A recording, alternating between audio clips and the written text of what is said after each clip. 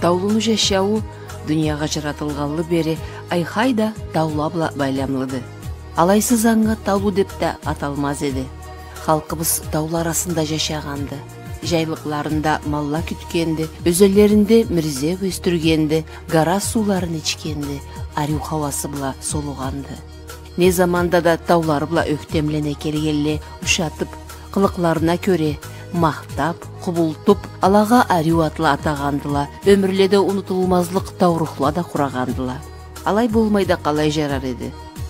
Баллы сырт, баллым деп бұрыңғыла елні тиресінде қочқарташ, хасты кескенті, жығат, гижгет жайлықла, маллаға татулы, дарманлы баллы хансыпла байлығын чертіп атағандыла былым деді. Ставатла маллы болсулла, батмалла баллы болсулла деп бош айтмағандыла. Таулы не заманда да қолларын бошлап тұрғалладан болмағанды. Кесіне бір іш құрарға, қол ұсталықны айнытырға өч болғанды. Маны бұла жашағанды. Бүгілік жашауымызда да ол төреле кесілеріні энче жерлерін тұтқалларына үлгіле тапқан қиын түйілді.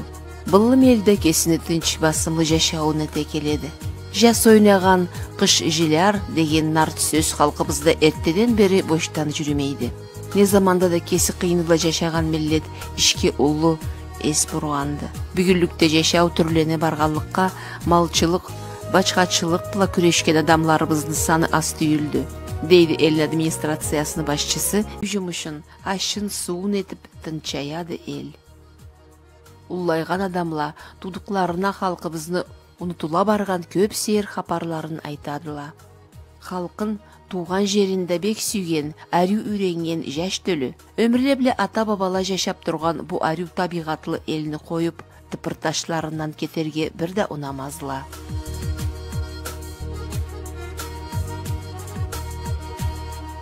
Бұл мені қолымда аяқ, толу аяқ, мұны башы açıq күбік, açıq болсулла жүреклі, күміш таңлатсыла тау еллеге, насыплы болсулла жолаучула миллетті, мамыр жашау берсін Аллах халаға, алғышчыла құру да алғыш етсілі, ашқы алғышлары қабыл болсулла.